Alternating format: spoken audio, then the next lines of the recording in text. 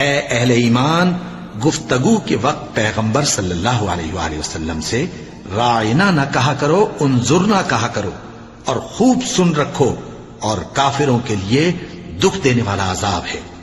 جو لوگ کافر ہیں، اہل کتاب یا مشرک، وہ اس بات کو پسند نہیں کرتے کہ تم لوگوں پر تمہارے پروردگار کی طرف سے خیر و برکت نازل ہو، اور اللہ تو جس کو چاہتا ہے اپنی رحمت کے ساتھ خاص کر لیتا ہے، اور اللہ بڑے فضل کا مالک ہے۔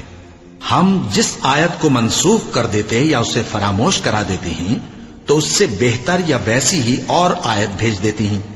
کیا تم نہیں جانتے کہ اللہ ہر بات پر قادر ہے؟ کیا تمہیں معلوم نہیں کہ آسمانوں اور زمین کی سلطنت اللہ ہی کی ہے، اور اللہ کے سوا تمہارا کوئی دوست اور مددگار نہیں؟ مسلمانوں، کیا تم یہ چاہتے ہو کہ اپنے پیغمبر صلی اللہ علیہ وآلہ وسلم سے اسی طرح کے سوال کرو جس طرح کے سوال پہلے موسیٰ سے کیے گئے تھے؟ اور جس شخص نے ایمان چھوڑ کر اس کے بدلے کفر لیا تو یقیناً وہ سیدھے رستے سے بھٹک گیا۔ بہت سے اہل کتاب اپنے دل کی جلن سے یہ چاہتے ہیں کہ ایمان لا چکنے کے بعد تم کو پھر کافر بنا دیں، حالانکہ ان پر حق ظاہر ہو چکا ہے، تو تم معاف کر دو اور درگزر کرو یہاں تک کہ اللہ اپنا دوسرا حکم بھیجے۔ بے شک اللہ ہر بات پر قادر ہے۔ اور نماز ادا کرتے رہو اور زکوٰۃ دیتے رہو، اور جو بھلائی اپنے لیے آگے بھیج رکھو گے اس کو اللہ کے ہاں پالو گے۔ کچھ شک نہیں کہ اللہ تمہارے سب کاموں کو دیکھ رہا ہے۔ اور یہودی اور عیسائی کہتے ہیں کہ یہودیوں اور عیسائیوں کے سوا کوئی بہشت میں نہیں جانے گا۔ یہ ان لوگوں کے خیالات باطل ہیں۔ اے پیغمبر، ان سے کہہ دو کہ اگر سچے ہو تو دلیل پیش کرو۔ ہاں، کیوں نہیں؟ جو شخص اللہ کے آگے گردن جھکا دے، یعنی ایمان لے آئے، اور وہ نیکوکار بھی ہو، تو اس کا صلہ اس کے پروردگار کے پاس ہے۔ اور ایسے لوگوں کو قیامت کے دن نہ کسی طرح کا خوف ہوگا اور نہ وہ غمناک ہوں گے۔ اور یہودی کہتے ہیں کہ عیسائی رستے پر نہیں، اور عیسائی کہتے ہیں کہ یہودی رستے پر نہیں، حالانکہ وہ کتاب الہی پڑھتے ہیں۔ اسی طرح بالکل انہی کسی بات وہ لوگ کہتے ہیں جو کچھ نہیں جانتے، یعنی مشرک۔ تو جس بات میں یہ لوگ اختلاف کر رہے ہیں، اللہ قیامت کے دن اس کا ان میں فیصلہ کر دے گا۔ اور اس سے بڑھ کر ظالم کون جو اللہ کی مسجدوں میں اللہ کے نام کا ذکر کیے جانے کو منع کرے اور ان کی ویرانی کے لیے کوشش کرے؟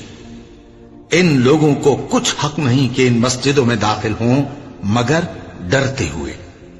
ان کے لیے دنیا میں رسوائی ہے اور آخرت میں بڑا عذاب۔ اور مشرق اور مغرب سب اللہ ہی کا ہے، تو جدھر بھی تم رخ کرو ادھر ہی اللہ کی ذات ہے۔ بے شک اللہ صاحب وسعت ہے، باخبر ہے۔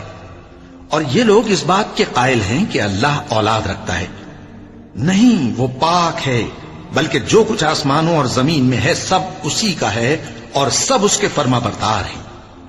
وہی آسمانوں اور زمین کا پیدا کرنے والا ہے، اور جب کوئی کام کرنا چاہتا ہے تو اس کو ارشاد فرما دیتا ہے کہ ہو جا، تو وہ ہو جاتا ہے۔ اور جو لوگ کچھ نہیں جانتے، یعنی مشرک، وہ کہتے ہیں کہ اللہ ہم سے کلام کیوں نہیں کرتا، یا ہمارے پاس کوئی نشانی کیوں نہیں آتی۔ اسی طرح جو لوگ ان سے پہلے تھے وہ بھی انہی کسی باتیں کیا کرتے تھے۔ ان لوگوں کے دل آپس میں ملتے جلتے ہیں۔